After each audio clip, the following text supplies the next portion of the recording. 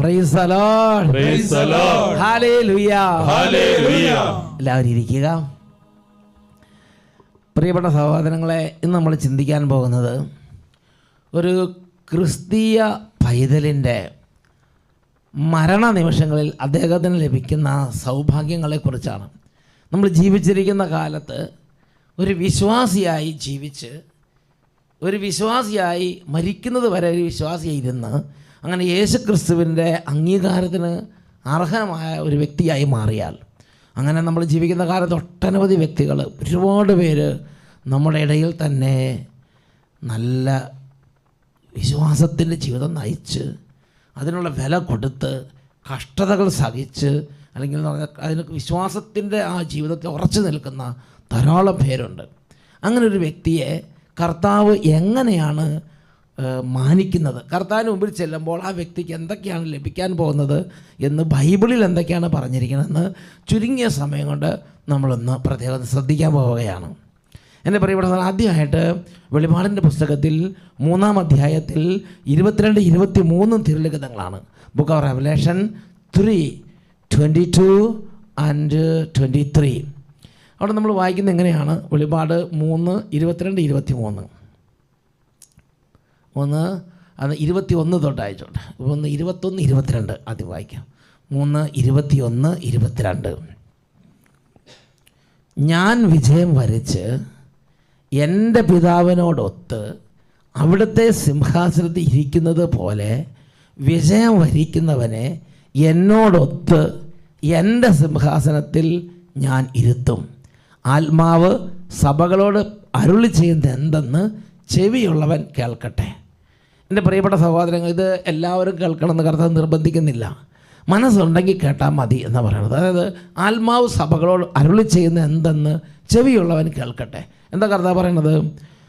ഞാൻ വിജയം വരിച്ച് എൻ്റെ പിതാവിനോടൊത്ത് അവിടുത്തെ സിംഹാസനത്തിൽ ഇരിക്കുന്നത് പോലെ വിജയം വരിക്കുന്നവനെ എന്നോടൊത്ത് എൻ്റെ സിംഹാസനത്തിൽ ഞാൻ ഇരുത്തും. ഓക്കെ, ഇവിടെ എന്താ അത് മനസ്സിലാക്കേണ്ടത്? അതായത് നമ്മൾ ഈ ഭൂമിയിൽ കർത്താവ് യേശുക്രിസ്തുവിനെ വിശ്വസിച്ച്, നമ്മൾ യേശുക്രിസ്തുവിൻ്റെ നാമത്തിൽ ആശ്രയിച്ച്, വചനം പഠിച്ച്, ബൈബിളിൽ പറഞ്ഞിരിക്കുന്നവരൊക്കെ മാനിച്ച് ജീവിച്ചാൽ, കർത്താവ് പറയുകയാണ്, അതായത്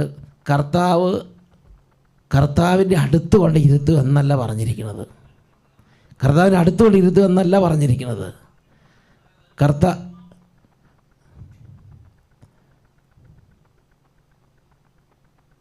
കർത്താവിൻ്റെ അടുത്തുകൊണ്ട് ഇരുത്തുക എന്നല്ല പറഞ്ഞിരിക്കുന്നത്.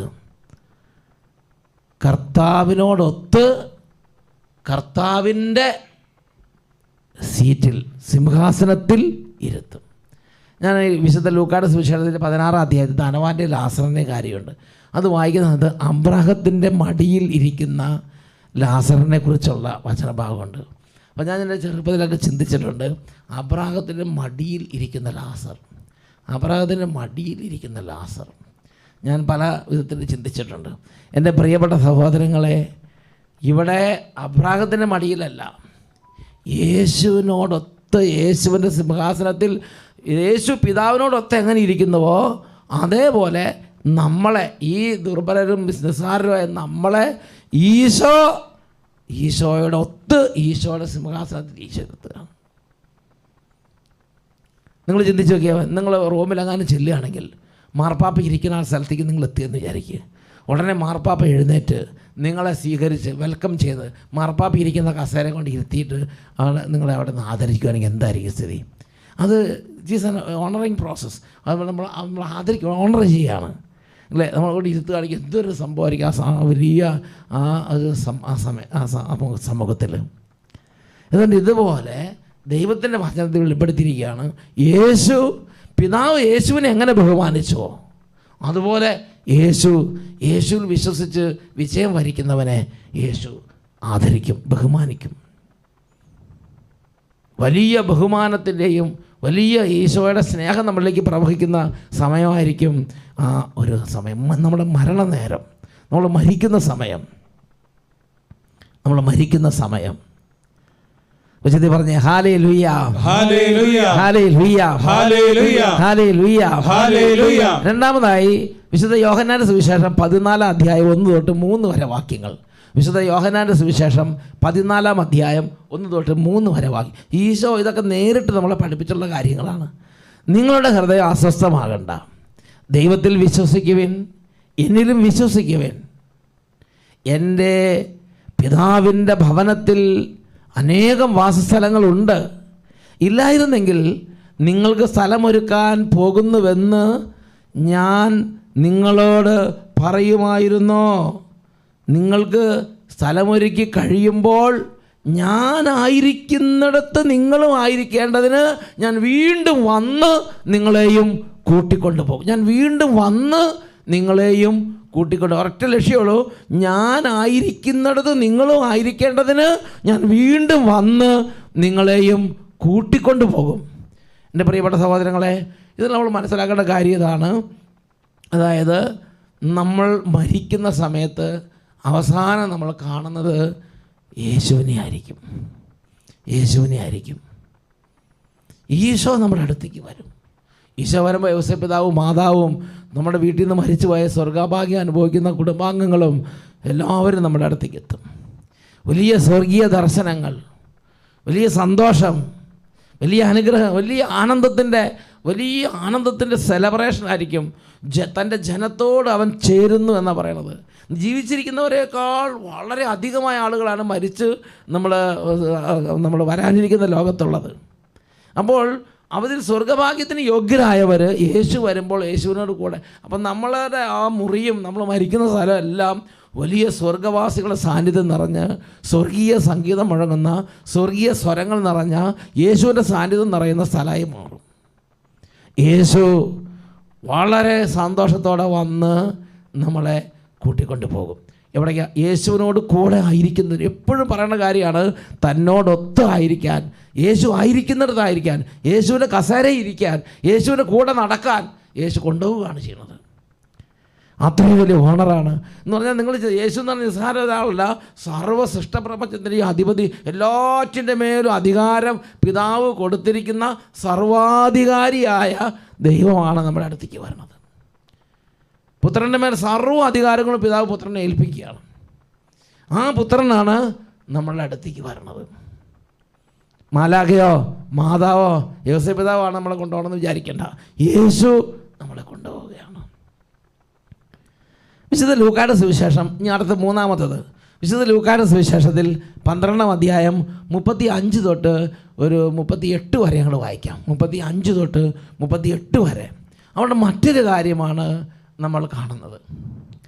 നിങ്ങൾ അത് ഒന്ന് വായിച്ചു നോക്കിയേ. എവരിബഡി നല്ല നീറ്റായിട്ട് ക്ലിയർ ആയിട്ടൊന്ന് നിർത്തി ഒന്ന് വായിച്ചേ. നിങ്ങൾ അരമുറുക്കിയും വിളക്ക് കത്തിച്ചും ഇരിക്കുവിൻ. തങ്ങളുടെ യജമാനൻ കല്യാണ വിരുന്ന് കഴിഞ്ഞ് മടങ്ങി വന്ന് മുട്ടുന്ന ഉടനെ തുറന്നു കൊടുക്കുവാൻ അവന്റെ വരവും കാത്തിരിക്കുന്നവരെ പോലെ ആയിരിക്കുവിൻ. യജമാനൻ വരുമ്പോൾ ഉണർന്നിരിക്കുന്നവരായി കാണുന്ന ഭൃത്യന്മാർ ഭാഗ്യവാന്മാർ. യജമാനൻ വരുമ്പോൾ, യജമാനൻ എന്ന് പറഞ്ഞ ആരാ? യേശു വരുമ്പോൾ ഉണർന്നിരിക്കുന്നവരായി കാണപ്പെടുന്ന ഭൃത്യന്മാർ ഭാഗ്യവാന്മാർ. ഓ വെരി അവരെ ബ്ലസ്സഡ്, ലക്കി എന്ന് പറഞ്ഞാൽ പോരാ, ബ്ലസ്സഡ്. അവർ ഭാഗ്യവാന്മാർ, അവർ ബ്ലസ്സഡ് ആണ്. എന്താ കാരണം? വായിച്ചു നോക്കിയേ. സത്യമായി ഞാൻ നിങ്ങളോട് പറയുന്നു, അവൻ അരമുറുക്കി അവരെ ഭക്ഷണത്തിനിരുത്തുകയും അടുത്ത് ചെന്ന് അവരെ പരിചരിക്കുകയും ചെയ്യും. എന്താ സംഭവിക്കാൻ പോണ കാര്യം കണ്ടോ? അവൻ അരമുറുക്കി. ആര്? കാവൽ മാലാഖയാണോ? ആരാണ് അരമുറുക്കുന്നത്? യേശു. അവൻ അരമുറുക്കി. മുഖ്യദൂതന്മാരാണോ? ആ മിഖായേലും ഗബ്രിയേലും റഫായേലും അരമുറുക്കി നമ്മുടെ അടുത്ത് നിന്ന് ശുശ്രൂഷിച്ചെന്ന് എന്തൊരു അനുഭവമായിരിക്കും. യോസേപ്പ് പിതാവും മാതാവും നമ്മുടെ അടുത്ത് കാണിക്കും എന്തൊരു അനുഭവം. അതൊന്നും അല്ല. യേശു അരമുറുക്കി അവരെ ഭക്ഷണത്തിനിരുത്തുകയും അടുത്ത് ചെന്ന് അവരെ പരിചരിക്കുകയും ചെയ്യും എന്ന് പറഞ്ഞാൽ, ഈശോ ഭക്ഷണം വിളമ്പിത്തരും, ഈശോ ക്ലാസ് എടുത്ത് തരും. നമ്മളെന്ന് പറഞ്ഞാൽ ഇവിടുത്തെ രീതി ചിന്തിച്ചാൽ സ്വർഗത്തിൽ ഇതൊന്നും ആയിരിക്കില്ല. നമുക്ക് ചിന്തിക്കാൻ പറ്റാത്തത്ര വലിയ കാര്യങ്ങളായിരിക്കും അവിടെ നടക്കാൻ പോണത്. ഇവിടുത്തെ സാധാരണ ഒരു വിരുന്ന് ചിന്തിക്കുക, നമുക്ക് ഫുഡ് വിളമ്പി തരും. സാധാരണ നമ്മൾ ചിന്തിക്കുക അങ്ങനെയല്ലേ, പാത്രം വെക്കുന്നു, ഫുഡ് വിളമ്പി തരുന്നു, പ്ലേറ്റ് എടുത്തുകൊണ്ട് പോകും. എന്നാൽ ഈശോ അത്രയ്ക്ക് നമ്മൾ ആദരിക്കുകയാണ്. അവൻ അരമുറുക്കി, ഇത് ഈശോ തന്നെ പഠിപ്പിച്ചിരിക്കുകയാണ്. വേറൊരാൾ വെറുതെ ഒരു അലങ്കാരികമായി പറഞ്ഞിരിക്കണമല്ല, യേശു നേരിട്ട് യേശുവിന് അതരങ്ങൾ കൊണ്ട് പഠിപ്പിച്ചിരിക്കുന്ന കാര്യമാണിത്. അവൻ അരമുറുക്കി അവരെ ഭക്ഷണത്തിനിരുത്തുകയും അടുത്ത് ചെന്ന് അവരെ പരിചരിക്കുകയും ചെയ്യും. അപ്പോൾ നമ്മൾ ഇരിക്കുകയാണ്, നമ്മൾ ചിന്തിച്ച് നോക്കിയാൽ നമ്മുടെ ഇപ്പം ഞാനോ സാംസനച്ചനോ അല്ലെങ്കിൽ നമ്മുടെ സാബു ബ്രദറോ ഇരിക്കാന്ന് വിചാരിക്കുക, എന്തായിരിക്കും നമ്മളവിടെ പടഞ്ഞു വീഴും. കാരണം ഇതെല്ലാം കണ്ട് നമ്മുടെ സിനിമക്ക് അവിടെ ഇരുന്ന എന്തായിരിക്കും അവിടെ അവസ്ഥ ചെന്ന് പറഞ്ഞ് ഹല്ലേലൂയ. നമ്മുടെ അജയനിപ്പോൾ നമ്മൾ ക്ലേശോ കഷ്ടതൊക്കെ ചെയ്യുന്ന കർത്താവ് അതിനുവേണ്ടി ഒരുക്കുകയാണ്. അപ്പോൾ എന്ത് ചെയ്യുക? അപ്പോൾ ഇങ്ങനെ ഇരിക്കുന്ന സമയത്ത് നമ്മൾ ചിന്തിക്കും, ദൈവമേ നമ്മളാര്? അപ്പോൾ ഈശോ പറയും, അല്ല, ഞാൻ അത്രയധികം ഞാൻ നിന്നെ അത്രയധികം ആദരിക്കുന്നു. കാരണം ബിക്കോസ് നീ എന്നെ ഏറ്റുപറഞ്ഞു. മനുഷ്യരുടെ മുമ്പിൽ എന്നെ ഏറ്റുപറയുന്നവനെ സ്വർഗത്തിൽ പിതാവിൻ്റെയും അവൻ്റെ ദൂതന്മാരും ഞാനും ഏറ്റുപറയും. മനുഷ്യരുടെ മുമ്പിൽ എന്നെ ഏറ്റുപറയുന്നവനെ പിതാവിൻ്റെയും അവൻ്റെ ദൂതന്മാർ ഞാനും നീ എന്നെ ഏറ്റുപറഞ്ഞതാണ്. ഞാൻ നിന്നെ ബഹുമാനിക്കുന്നത് ഈശോ അങ്ങോട്ട് ചെയ്യുകയാണത്. അടുത്ത വാക്യം വായിച്ചു നോക്കിയേ. രാത്രിയുടെ 2-ാം യാമത്തിലോ 3-ാം യാമത്തിലോ വന്നാലും അവരെ ഒരുക്കം, ഇത് പ്രധാനപ്പെട്ടതാണ്, നമ്മൾ ഒരുക്കമുള്ളവരായിരിക്കണം. അരമുറുക്കിയും വിളക്ക് കത്തിച്ചു ഇരിക്കണം. രാത്രിയിലെ 2-ാം യാമത്തിലോ 3-ാം യാമത്തിലോ വന്നാലും അവരെ ഒരുക്കമുള്ളവരായി കണ്ടാൽ ആഭൃത്യന്മാർ ഭാഗ്യവാന്മാർ. അവരെ ഈശോ ഇതുപോലെ ചെയ്യും. ഓക്കെ, ഇതുപോലെ ഈശോ ആദരിക്കുകയാണ് അവരെ. എൻ്റെ പ്രിയപ്പെട്ട സഹോദരങ്ങളെ, ഇതൊരു നിസ്സാര കാര്യമല്ലത്. പത്രോസിലേക്ക് എഴുതിയ 1-ാം ലേഖനത്തിൽ 5-ാം അധ്യായത്തിൽ 4-ാമത്തെ വാക്യം, 1 Peter 5:4. അവിടെ എന്താ കാരണം എന്നറിയാമോ? പത്രോസ് അപ്പോസ്തലൻ തനിക്ക് കിട്ടിയ അനന്തജ്ഞാനത്തിൽ പഠിപ്പിക്കുകയാണ്, ഇടയന്മാരുടെ ഇടയൻ പ്രത്യക്ഷപ്പെടുമ്പോൾ മഹത്വത്തിൻ്റെ ഒളിമങ്ങാത്ത കിരീടം നിങ്ങൾക്ക് ലഭിക്കും. ദ ക്രൗൺ ഓഫ് ഗ്ലോറി, മഹത്വത്തിൻ്റെ ഒളിമങ്ങാത്ത കിരീടം നമ്മുടെ മേൽ വെക്കും. ഇന്നത്തെ ദുഃഖവും ഇന്നത്തെ വിഷമവും ഈ കണ്ണുനീരെല്ലാം ഈശോ ഒപ്പിയെടുക്കും. ദുഃഖമോ മുറവിളിയോ ഇല്ലാത്ത കണ്ണുനീർ ഈശോ ഒപ്പി സന്തോഷം കൊണ്ട് നമ്മൾ ഈ ലോകത്തെ സർവ്വ സങ്കടങ്ങളും മറക്കാൻ തക്ക വിധമുള്ള വലിയ പ്രതിഫലവും നൽകിയിട്ടാണ് ഈശോ അനുഗ്രഹിക്കാൻ പോകുന്നത്. He will adorn us with the crown of glory. മഹത്വത്തിൻ്റെ കിരീടം വെച്ച് നമ്മൾ അലങ്കരിക്കും. അന്ന് പൂർവ്വപിതാവായ ജോസഫിനെ ഫറവോ 2ാമത്തെ ഭരണാധികാരിയായി നിയമിച്ചിട്ട് ആ ഈജിപ്ത് ദേശത്തൂടെ മുഴുവനും രഥത്തിൽ എഴുന്നള്ളിച്ച് കൊണ്ടു നടന്ന ആ സംഭവത്തെക്കുറിച്ച് നിങ്ങൾ വായിച്ചിട്ടില്ലേ? എൻ്റെ പ്രിയപ്പെട്ട സഹോദരങ്ങളെ, ഇവിടെ 2ാം ഭരണാധികാരിയായിട്ടല്ല, ഈശോയുടെ സീറ്റിലിരുത്തി ക്രൗൺ ഓഫ് ഗ്ലോറി, മഹത്വത്തിൻ്റെ കിരീടമൊക്കെ വെച്ച് സ്വർഗത്തിലാണ് ആദരിക്കപ്പെടുന്നത്. നിങ്ങൾ മനസ്സിലാക്കണം. ഈ ഭൂമിയിലെ സകല കഷ്ടതകളും മറക്കാൻ തക്കവിധമുള്ള ഒരു സ്നേഹ പ്രവാഹം അവിടെ സംഭവിക്കും. Crown of glory. ഞാൻ ആ പൂർവ്വപിതാവായ ജോസഫിൻ്റെ കാര്യം ഓർത്ത് കാരണം ഞാനിങ്ങനെ അങ്ങനെ അത്ഭുത പരതന്ത്രനെ ഇരുന്നിട്ടുണ്ട്. ഒരു നിസ്സാരനായ ആ ജയിലിൽ ആ കാരാഗൃഹത്തിൽ കടന്ന പൂർവ്വപിതാവായ ജോസഫിനെ ഈജിപ്തിൻ്റെ ഫറവോയുടെ അതേ വലിയ രഥത്തിൽ വെച്ച് ഭയങ്കരമായ വലിയ എന്താ പറയുക ബ്യൂഗിളിൻ്റെ സ്വരം എന്ന് പറഞ്ഞാൽ വലിയ കാഹളധ്വനികളോടെ അങ്ങനെ ഈജിപ്ത് മൊത്തം അദ്ദേഹത്തെ അങ്ങോട്ട് ആദരിക്കുകയാണ്. അദ്ദേഹത്തിന് മുമ്പിൽ സൈന്യങ്ങൾ നീങ്ങുന്നു. അദ്ദേഹത്തിന് മുമ്പിൽ ആദരിക്കാൻ വേണ്ടിയുള്ള വലിയ വലിയ സംവിധാനങ്ങൾ. ഇതേപോലെ അതായത് യേശുവിൻ്റെ രാജ്യത്തിൽ സജ്ജമാക്കപ്പെട്ടിരിക്കുന്ന നിത്യരാജ്യത്തിൽ നമ്മളെ കർത്താവ് ആദരിക്കും. ഇതാണ് കർത്താവ് പറഞ്ഞു വെക്കുന്നത്. ഉച്ചത്തിൽ പറഞ്ഞേ hallelujah, hallelujah, hallelujah, hallelujah, hallelujah, hallelujah, hallelujah, hallelujah. നിങ്ങളൊക്കെ ചിന്തിച്ചു നോക്കി. ഇപ്പോൾ കഷ്ടത സഹിച്ച് വചനം കേൾക്കുന്നു, കഷ്ടത സഹിച്ച് വെറുപ്പിനെ എഴുന്നേൽക്കുന്നു, കഷ്ടത സഹിച്ച് വചനം പാലിക്കുന്നു, കഷ്ടത സഹിച്ച് യേശുവിന് സാക്ഷ്യം വഹിക്കുന്നു, കഷ്ടത സഹിച്ച് വിശുദ്ധ ജീവിതം നയിക്കുന്നു, പരിഹാസവും നിന്ദനം ഏൽക്കുന്നു. ഇതിനെല്ലാം തക്ക കൂലി നിങ്ങൾക്ക് കിട്ടും. ഇതിനെല്ലാം തക്ക പ്രതിഫലം നിങ്ങൾക്ക് കിട്ടും. കർത്താവ് പറഞ്ഞിരിക്കുന്ന കാര്യമാണ്, അത് നടക്കുക തന്നെ ചെയ്യും. നല്ല സ്ഥലത്തിൽ പറഞ്ഞേ hallelujah, hallelujah, hallelujah, hallelujah, hallelujah, hallelujah. എൻ്റെ പ്രിയപ്പെട്ട സഹോദരങ്ങളെ, മറ്റൊരു വചനഭാഗം അത് നമ്മൾ കാണുന്നത് വിശുദ്ധ മത്തായിയുടെ സുവിശേഷത്തിൽ 13-ാം അധ്യായം 41, 42, 43, 41 തൊട്ട് 43 വരെ തിരുലിഖിതങ്ങളാണ്. ഇപ്പം നമ്മൾ യേശുവിൻ്റെ 2ാം വരവ് വരെ മരിച്ചിട്ടില്ലെന്ന് വിചാരിക്കുക. നമ്മൾ ആ ലാസ്റ്റ് മനുഷ്യൻ നമ്മളാന്ന് വിചാരിക്കുക. എന്ന് പറഞ്ഞാൽ ആ കാലഘട്ടത്തിൽ ലാസ്റ്റ് കാലഘട്ടത്തിൽ ജീവിക്കുന്നവർ നമ്മൾ മരിച്ചിട്ടൊന്നിരുന്ന് വിചാരിക്കുക, മരിക്കുന്നില്ല, അങ്ങനെ നിൽക്കാമെന്ന് വിചാരിക്കുക. അപ്പോൾ എന്താ സംഭവിക്കുന്നത്? മത്തായിയുടെ സുവിശേഷം 13-ാം അധ്യായം 40, 43 വാക്യങ്ങൾ. മനുഷ്യപുത്രൻ തൻ്റെ ദൂതന്മാരെ അയക്കുകയും അവർ അവൻ്റെ രാജ്യത്ത് നിന്ന് എല്ലാ പാപഹേതുക്കളെയും തിന്മ പ്രവർത്തിക്കുന്നവരെയും ഒരുമിച്ച് കൂട്ടി അഗ്നികുണ്ഡത്തിലേക്ക് എറിയുകയും ചെയ്യും. അവിടെ വലിയ വിലാപവും പല്ലുകടിയുമായിരിക്കും. അപ്പോൾ നീതിമാന്മാർ തങ്ങളുടെ പിതാവിൻ്റെ രാജ്യത്തിൽ സൂര്യനെ പോലെ പ്രശോഭിക്കും. ചെവിയുണ്ടെങ്കിൽ കേൾക്ക് എന്നാ പറയണത്. മനസ്സുണ്ടെങ്കിൽ കേട്ടാൽ മതി. ഈ കാര്യം പറയുന്ന സമയത്ത് മാത്രം കർത്താവ് യാതൊരു കോംപ്രമൈസും ഇല്ല. എല്ലാവരും ഒന്ന് കേൾക്കണേ please, attention please, could you please. ഒന്നുമില്ല ഇവിടെ. ഈ കാര്യം പറയുമ്പോൾ, നിത്യജീവനെക്കുറിച്ച് പറയുമ്പോൾ, വരാനിരിക്കുന്ന രാജ്യത്തിൽ നമുക്ക് വേണ്ടി ക്രമീകരിക്കപ്പെടുന്ന കാര്യങ്ങളെക്കുറിച്ച് പറയുമ്പോൾ കർത്താവ് വളരെ സ്ട്രോങ് ആണ്. No compromise at all. മനുഷ്യപുത്രൻ തൻ്റെ ദൂതന്മാരെ അയക്കുകയും അവർ അവൻ്റെ രാജ്യത്ത് നിന്ന് എല്ലാ പാപഹേതുക്കളും തിന്മ പ്രവർത്തി ഒരുമിച്ച് കൂട്ടി അഗ്നികുണ്ഡത്തിലേക്ക് എറിയുകയും ചെയ്യും. എന്ന് പറഞ്ഞാൽ പാപവും തിന്മയും കള്ളവും വഞ്ചനയും ചതിയും ചെയ്യുന്ന എല്ലാവരും കൂടെ ഒരുമിച്ച് കളയും വിളയും ഒരുമിച്ച് വളരുന്നത് പോലെയാണ് ഇന്ന് നമ്മൾ ഒരു ക്ലാസ്സിലിരിക്കുന്നത്, ഇന്ന് നമ്മളൊരു ഓഫീസിൽ ഇരിക്കുന്നത്, ഇന്ന് നമ്മളൊരു ബസ്സിൽ ഇരിക്കുന്നത്, ഇന്ന് നമ്മളൊരു വീട്ടിൽ താമസിക്കുന്നത്, ഇന്ന് നമ്മളൊരു മാർക്കറ്റിൽ ചെല്ലുന്നത്, ഇന്ന് നമ്മൾ വ്യാപരിക്കുന്ന എല്ലാ സ്ഥലത്തും അങ്ങനെ തന്നെയാണ്. പള്ളിയിൽ ചെന്നാലും അങ്ങനെ തന്നെയാണ്. എല്ലാ സ്ഥലത്തും കളയും വിളയും ഒരുമിച്ചിരിക്കുകയാണ്, ഒരുമിച്ച് വളരുകയാണ്. എന്നാൽ യേശുക്രിസ്തുവിൻ്റെ 2ാം വരവിൽ ഒരു വേർതിരിവുണ്ടാവും. ലോകം വേർതിരിക്കപ്പെടും, തിന്മ വേർതിരിക്കപ്പെടും, കള വേർതിരിക്കപ്പെടും. കളയും വിളയും തമ്മിൽ 2ആയി ദൂതന്മാർ ഇറങ്ങി വേർതിരിക്കും. ദൂതന്മാരാണിത് ചെയ്യുന്നത്. അതുവരെ രണ്ടും ഒരുമിച്ച് വളരും. വിളയെ വെല്ലുന്ന അതിശയിക്കുന്ന കളകൾ ലോകത്തിലുണ്ടാകാം. എൻ്റെ പ്രിയപ്പെട്ട സഹോദരൻ, അവസാനം വരെ അങ്ങനെ ആയിരിക്കും. യേശുവിൻ്റെ 2ാം വരവ് വരെ അങ്ങനെ ആയിരിക്കും. എൻ്റെ പ്രിയപ്പെട്ട സഹോദരങ്ങളെ, എന്നാൽ യേശുവിൻ്റെ 2ാം വരവെങ്കിൽ എന്ന് പറഞ്ഞാൽ അവസാനത്തെ ആ കാലഘട്ടത്തിൽ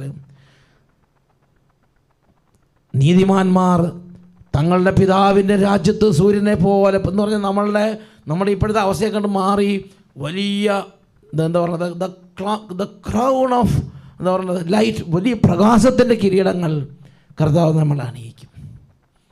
വലിയ പ്രകാശം കൊണ്ട് നമ്മളെ അവിടെ നിന്ന് നിറയ്ക്കും. പ്രകാശത്തിൻ്റെ രാജ്യത്തിൽ ഒളിമങ്ങാത്ത പ്രകാശമാക്കി കർത്താവ് നമ്മളെ മാറ്റും. എൻ്റെ പ്രിയപ്പെട്ട സഹോദരങ്ങളെ, ഇത് അവരിവരും പറഞ്ഞിരിക്കുന്നതല്ല. മാറ്റമോ മാറ്റത്തിനോ നിഴലില്ലാത്ത പിതാവിൻ്റെ ഏകജാതനായ ദൈവപുത്രനായ യേശു ക്രിസ്തു തൻ്റെ ഇഹലോക ജീവിതത്തിൽ പഠിപ്പിച്ച കാര്യങ്ങളാണ്. നല്ല സ്ഥലത്തിൽ പറയാം hallelujah, hallelujah, hallelujah, hallelujah, hallelujah, hallelujah, hallelujah, hallelujah. പ്രിയപ്പെട്ട സഹോദരങ്ങളെ, വീണ്ടും ഇതിനെക്കുറിച്ചുണ്ട്. നമ്മളുടെ ഈ ശരീരം, ഒരു പക്ഷേ ഇന്ന് ഈ ശരീരം ഒരുപാട് ക്ലേശം സഹിക്കുന്നുണ്ടാവും. പല ബുദ്ധിമുട്ടുകൾ ഈ ശരീരം നമ്മുടെ ആത്മീയ ജീവിതം കാരണം ബുദ്ധിമുട്ടുന്നുണ്ടാവും. പക്ഷേ ഈ ശരീരത്തെ പോലും കർത്താവ് പ്രതിഫലം കൊടുത്ത് ആദരിക്കും. അതാണ് വിശുദ്ധ യോഹന്നാന്റെ സുവിശേഷത്തിൽ 5-ാം അധ്യായം 28, 20 വിശുദ്ധ യോഹന്നാന്റെ സുവിശേഷം എടുത്ത് അതിൽ 5-ാമത്തെ അധ്യായത്തിൽ 28, 29 വാക്യങ്ങൾ, 28 and 29. യോഹന്നാന്റെ സുവിശേഷം. ഈ ശരീരത്തെ പോലും കർത്താവ് വെറുതെ വിടില്ല, അതിനും ആദരവ് കൊടുക്കും. ഒരുപക്ഷെ നമ്മളിന്ന് മരിക്കുമ്പോൾ നമ്മുടെ ശരീരം കല്ലറയിലേക്ക് വെക്കും, ആത്മാവ് സ്വർഗത്തിലേക്ക് പോകും. എന്നാൽ ഈ ശരീരത്തെ കർത്താവ് ഉപേക്ഷിക്കരുതെന്ന് പറയണത്. നിങ്ങളിതിൽ വിസ്മയിക്കേണ്ട.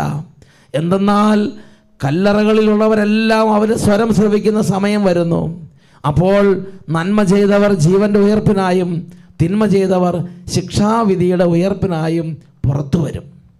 അതായത് നമ്മൾ മരിച്ച് നമ്മുടെ ശരീരം കല്ലറയിലേക്ക് വെച്ചു, അത് ഇവിടെ മണ്ണും കല്ലുമായിട്ട് മാറി എന്ന് വിചാരിക്കും. അത് മണ്ണോട് മണ്ണായി തീർന്നു. ഇതാണ് ഇപ്പോൾ നമ്മുടെ ശരീരം കല്ലറയിൽ വെച്ചുണ്ടാകാൻ പോണത്.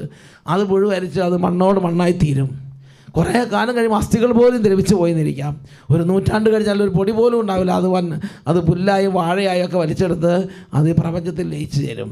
പക്ഷേ നമ്മുടെ കർത്താവിൻ്റെ രണ്ടാമത്തെ ആഗമനത്തിൽ അവൻ്റെ കാഹളധ്വനി മുഴങ്ങുമ്പോൾ, അവൻ്റെ ആജ്ഞാവചനങ്ങൾ പ്രഖ്യാപിക്കപ്പെടുമ്പോൾ ഈ ശരീരത്തിലെ എല്ലാ അംശങ്ങളും കൂട്ടിച്ചേർക്കപ്പെടുകയും അത് ജീവൻ്റെ ഉയർപ്പിനായി കർത്താവിൻ്റെ സന്നിധിയിലേക്ക് എടുക്കപ്പെടും.